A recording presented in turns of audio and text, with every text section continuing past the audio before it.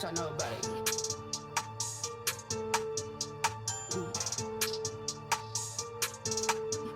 But look, I ain't mad at you. I ain't mad at you.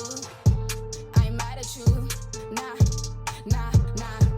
I ain't mad at you. I ain't mad at you. I ain't mad at you. Yeah, yeah.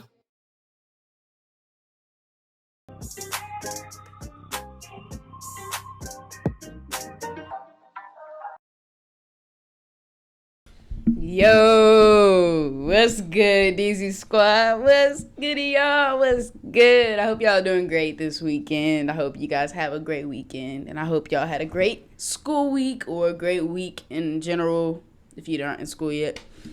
Y'all saw the title, y'all saw the thumbnail. In this video, I'm gonna be checking out some more Stranger Things content, and just not for no reason, okay? A special person named Zoe Ramirez requested these two videos that you're gonna see in this. Why does it sound like I have an accent right there?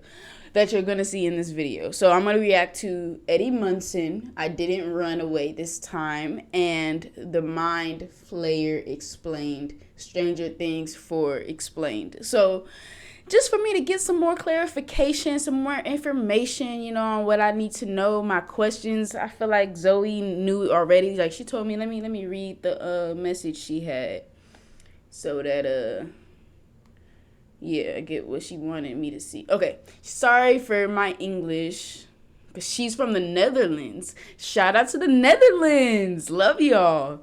She said, I love Stranger Things and I love your reactions to the videos. In your video, you asked how Eddie died, and it shows how in one of the videos. Please watch my requests. Stranger Things makes me cry, but your videos make me happy. That was so nice. All right?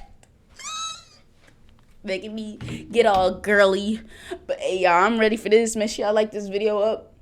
Subscribe, hit that bell. I'm gonna like the video. You already know. Let's go ahead. I'm ready to get into this story some more about Eddie Munson. I know he was some of y'all's favorite character.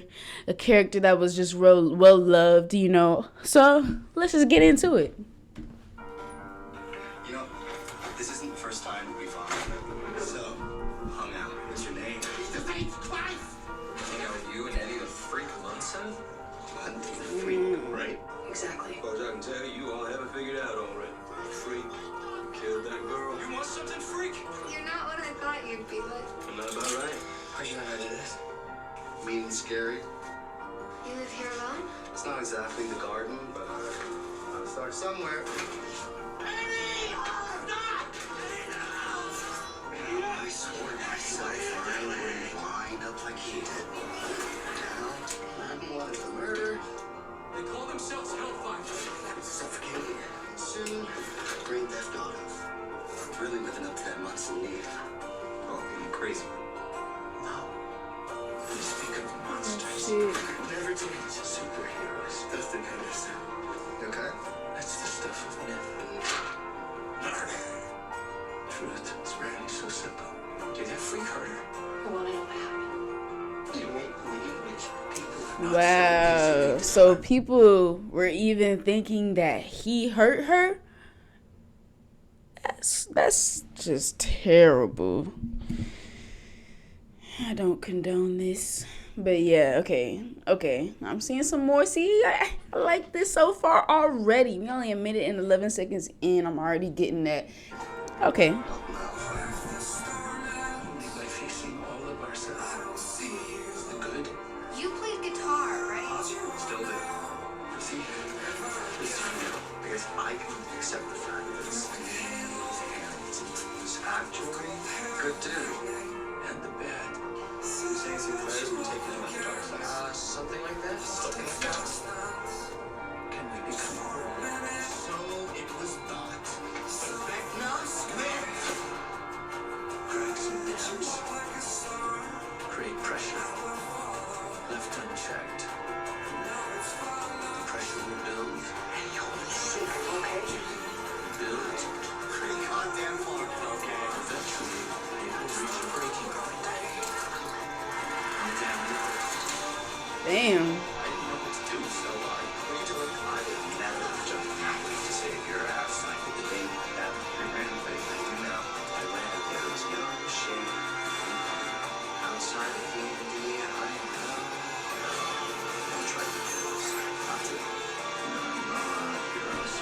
And I don't blame Eddie for running because he's already endured so much, you know? I don't really blame him for running.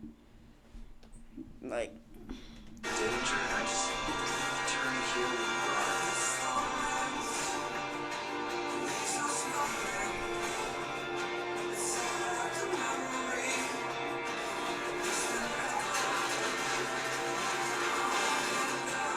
damn.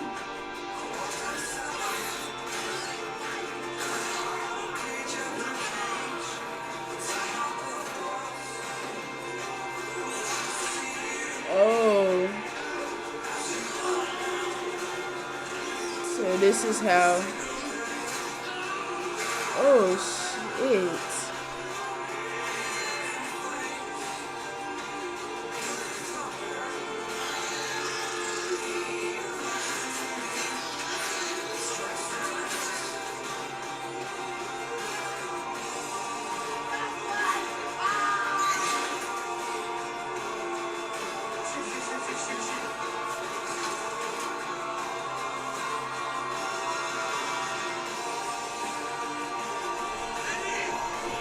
That looked so brutal.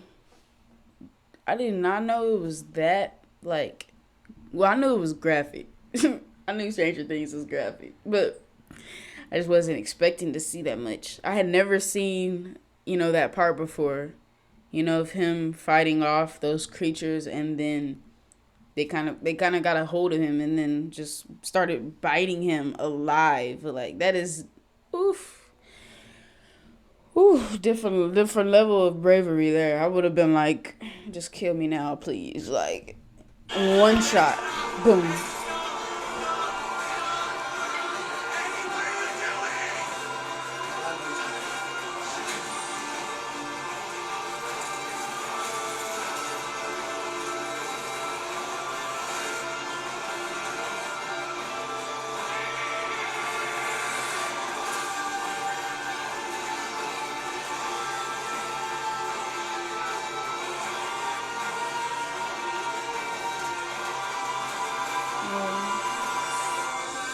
I didn't run away this time, right?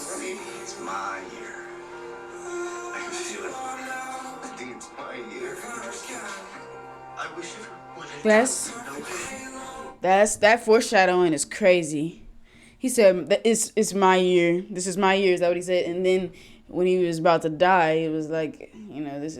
So it's crazy to think. When we think of like, this is my year, we're thinking of something like positive. Like, this is my year to become rich. It's my year to, you know, just be more positive. You know, in a positive way, right? In this scenario, this is my year to sacrifice myself and to die. Yeah. So that's just sad. really know him. Of course. Jesus, we thought you were blind. Because they would have loved him. Even in the end, he never stopped being Eddie. Harrington's got her. Don't you big boy. Despite that, everything. He fought and died to protect this town. This town that hated him. He isn't just innocent. He's a hero. R.I.P. Eddie Munson. He could have run. Then that is a choice. Could have saved himself. Your choice. The door is always open. Shout out to Weekly Walking Dead. That was an awesome edit. I'm glad I got to see a lot more that time. We're going to be going to The Mind Flayer Explained. Stranger Things 4 Explained by Bryce Edward Brown. I'm going to like the video. Make sure you guys like this video, okay? Do not forget. What are you doing? Why haven't you done it yet? I asked you to in the beginning of the video. I'm just not appreciated. Jesus. And those who did like the video, I appreciate you so much. Thank you. We're going to get into it. Let's see what this guy's talking about.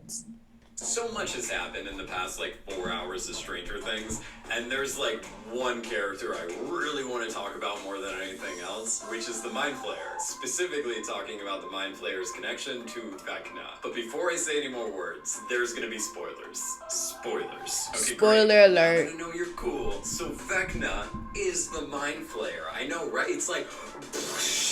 What Okay. a twist. Who would have saw that coming? Well, a lot of people did. But the point remains, what a twist. Anyway, now that season 4 is concluded and we know a heck of a lot more information about, like, everything, I wanted to make a full comprehensive guide to Vecna and the Mind Flayer. Because they're basically the same person. Because they are the same person. And don't worry if you've already seen my Vecna Explained series, because I'm going to be adding way more information in this video. So the Mind Flayer is actually going to help us better understand Vecna, the Freddy Krueger of Stranger Things. Both Freddy and Vec are villains that haunt people in their dreams. Both only target teenagers, or at least Vecna only targeted teenagers for the majority of season 4. But when That's pretty cool. That's a nice little comparison. So he compared it to Freddy Krueger, A Nightmare on Elm Street. It makes sense. All of the things he said, you know, that compared the two, makes sense, and that's pretty cool. I love Freddy Krueger. I love A Nightmare on Elm Street. So that's a great comparison for me, since I really love that classic. Vecna was operating as the Mind Flayer, he totally targeted everyone else. Both Freddy and Vecna have the claw thing going on, and both were banished from society and burned after they killed a bunch of children. The actor Robert Englund, who plays Freddy Krueger in pretty much all of the Nightmare on Elm Street films, also plays Vecna's father, Victor Creel. Oh. Also, back in season 1 when the Demogorgon tried to break through the wall, it stretched out the wood the same way that Freddy does during this scene in the first Nightmare on Elm Street. Oh, that's so there's cool. freaking Freddy Krueger references all over this series. Yeah, that's Vecna dope. used to be this kid known as Henry Creel up until Henry used his psychic abilities to kill off his family and frame his dad for the murders. You know, classic adolescent shenanigans. Henry killed off his family because he believed he lived in a world that was cruel and oppressive. A world dictated by made-up rules determined by seconds, minutes, days, and other measurements of time. This would make Vecna the antithesis of the nuclear family and the average small-town life that's associated with a place like Hawkins. A place where nothing ever happens. Nothing. However, I'm just gonna say it. I'm saying it. Vecna is kind of a hypocrite when it comes to this philosophy, because for someone who is against the mundane routine of our world, his killings are very timed and repetitive. Vecna's ritual of him taking a life has a 6-day timeline, possibly based on the 6 days Henry spent in a coma, and each victim gets claimed 24 hours after their first vision. The clock is also ticking 4 times for the 4 kills that he needs to perform. Anyway, going back to Vecna's origin story, in 1959, Henry became the first of Dr. Brenner's test subjects at the Hawkins facility. Henry's father, Victor Creel, was framed for the eyeball murders and was subsequently locked away at Penhurst Asylum. Henry was declared dead, and when he woke from a coma, Brenner had imprisoned him at Hawkins, marking Henry as his new identity, number 1. And I feel like this is as good of a time as any to mention Terry Ives. This woman right here, who is part of an MK Ultra study in college, she didn't know she was pregnant during the time she went through the experiments, so she ended up giving birth to a kid with superpowers. That child would later be known as Jane, who would go on to be known as 11. The government erased Jane's birth certificate and record from the hospital, then paid off everyone So her name to is confirm Jane? that Terry had a miscarriage, although she didn't. Hawkins took Jane, or now 11, from her mother and made her another test subject at the facility. When looking at 11's backstory, it's safe to assume that the other test subjects at Hawkins pre-massacre were given their psychic abilities the same way as 11, as all their mothers must have went through some experiments, which would explain how Hawkins' lab knew how to get a hold of these kids. And I also think it's safe to assume that Henry was given his powers under similar circumstances, explaining how Henry's mother knew that Henry was messing with the family. And it would also explain why she wanted to send him away to someone like Dr. Brenner. Over time, Dr. Brenner realized that he was unable to control number 1, so Brenner placed this implant in his neck that would subdue his psychic abilities. An implant, ironically referred to as soteria, meaning deliverance, aka being set free. Brenner continued I don't like how working that on a look. new group of numbers or test subjects while forcing number 1 to work as a normal person at the lab.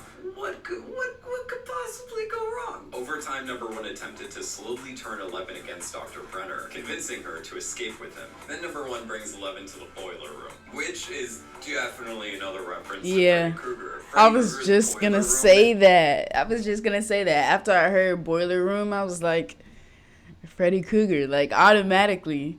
That's so cool how the director and or producer probably, you know, kind of grew up on A Nightmare on Elm Street, and the actor, and they probably really loved the ideas and the concept behind it, so they wanted to add some into their project. Or maybe the writers, right? It could be all of them, you know, the minds behind the movies, the shows, and all that.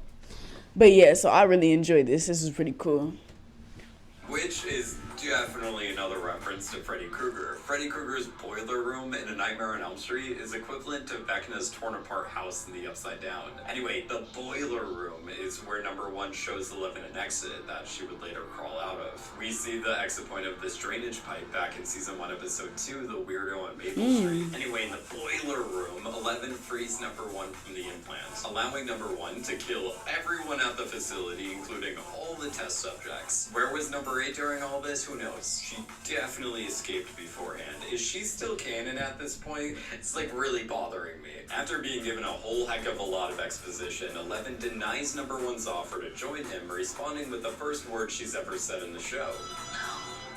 My favorite part about number 1 and Elf fighting is the way that they filmed it. In this shot of Eleven, the colors of the rainbow are going in one direction, while in this shot of Vecna, the colors of the rainbow are going in the complete opposite direction, signifying how Vecna is going to be put in the Upside Down. When Elf banishes number 1 to the Upside Down, also known as the Veil of Shadows, he discovers these particles to utilize and transform into the Mind Flayer, manipulating these particles the same way that he would later go on to control the Demogorgon, the Flayed, etc. At his old house in Hawkins, Henry discovered a nest of black widow spiders. He found commonalities between bro, the every spiders time I and see insects, that. both of them are solitary creatures who are misunderstood. In the lore of D&D, the Mind Flayer believes that he's the master race and views all other races as inferior. Vecna clearly looks down at humans and sees everyone, especially people like Dr. Brenner, as less than himself. So number 1 was desperate to transcend from his human form to a different one. Number 1 claimed that the spiders are the gods of our world, so he created the Mind Flayer in their image, the perfect design to represent the god of the Upside Down.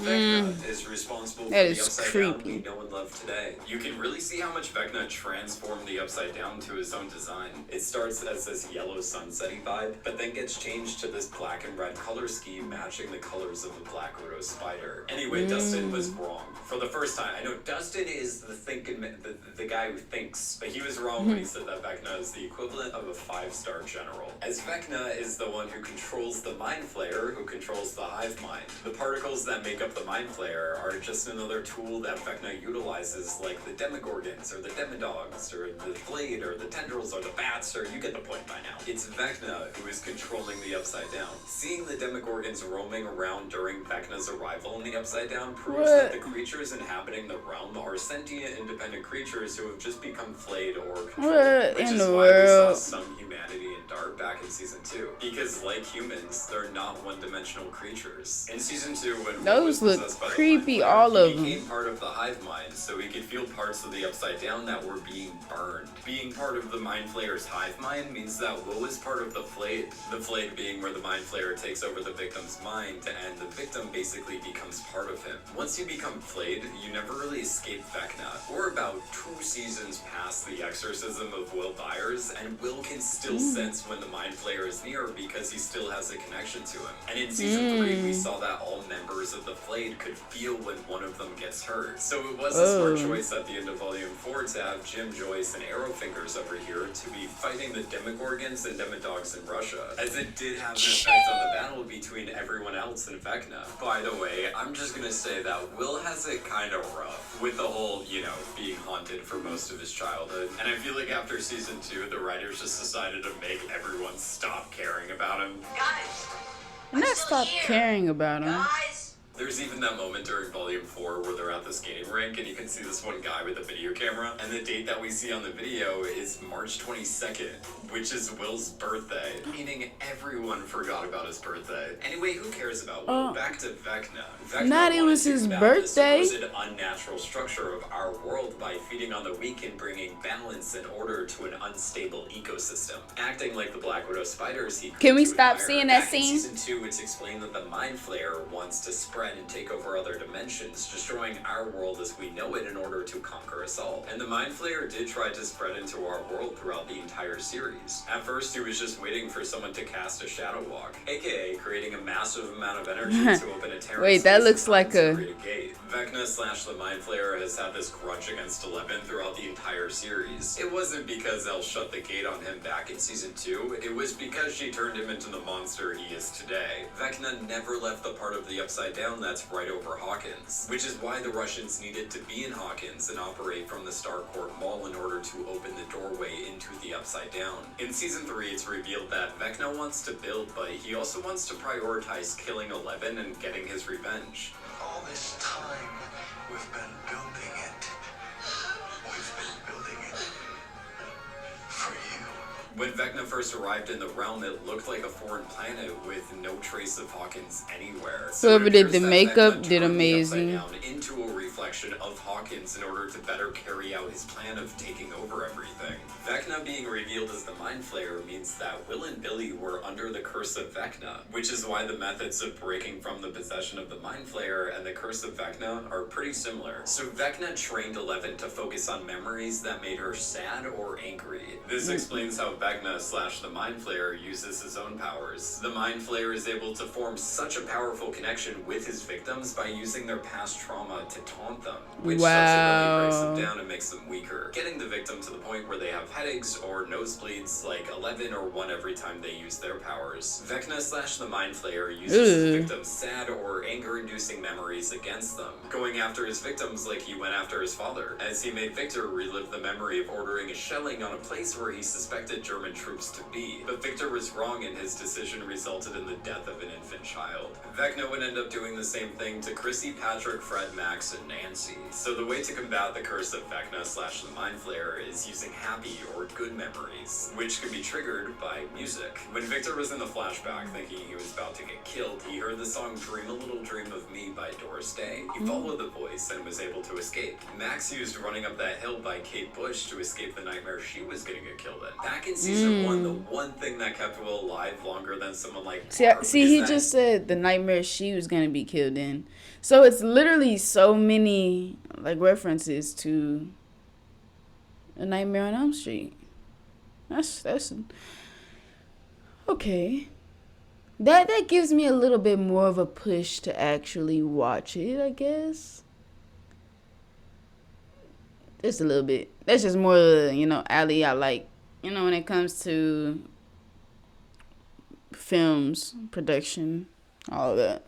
Kept singing the song Should I Stay or Should I Go to himself during the entire time he was in the Upside Down. In season 2, when Will became possessed by the Mind Flayer, the way they were able to break through and make contact with Will was by playing his favorite music and reminding him of their favorite memories with him. Joyce reminds Will of his birthday on March 22nd and tells him a story about him turning 8 and getting a bunch of crayons and drawing a rainbow spaceship. Jonathan reflects on the memory of him and Will constructing Castle Byers, and Mike reminds Will of the first day they met. This allowed Will to break through enough to communicate with the group using Morse code. 11 was able to reach Flayed Billy by reminding him of this 7-foot wave he told his mother about, then further describing the memory of him and his mother on that beach. Throughout the series, Vecna / the Mind Flayer was reliant on Hawkins' lab or the Russians having gates open to the Upside Down, but after just so many failures, he decided to open his own gates. From his time as the Mind Flayer, Vecna found a way to make a powerful psychic connection with his victim, a connection powerful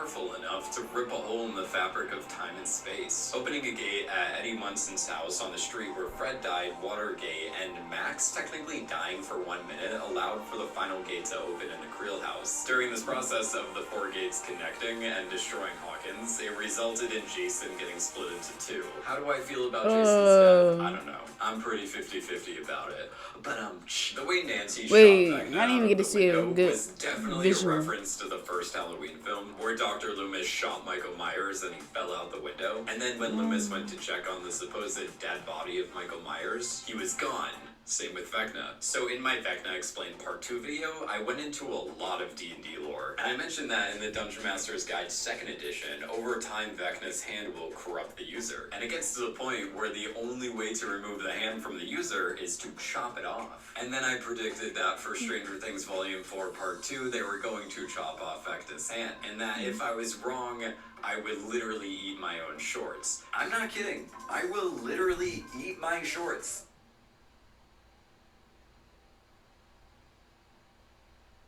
And shame, that is still a valid prediction, and they are cutting off Vecna's hand.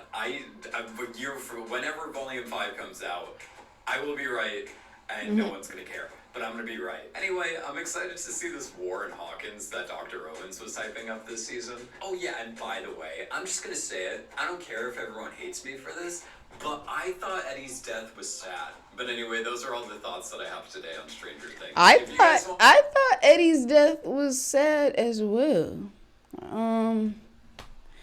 Was it something like were people saying it wasn't? Like, just the little clip that I saw, it seemed like it was pretty terrible to me. What was I about to say? This was really cool.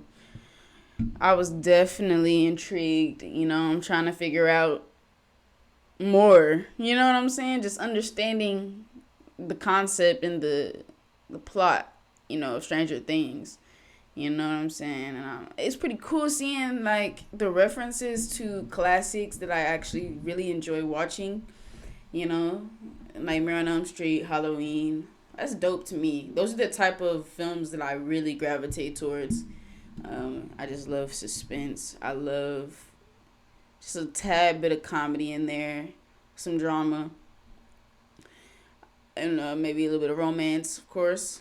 But you know what I'm saying? I mean, I know that things like this can have references, you know, to stuff like that and be completely different, because this is like a lot crazier than A Nightmare on Elm Street and Halloween. It has all these extra creatures, and I mean, the thing that they both have in common, obviously, are the fact that the antagonists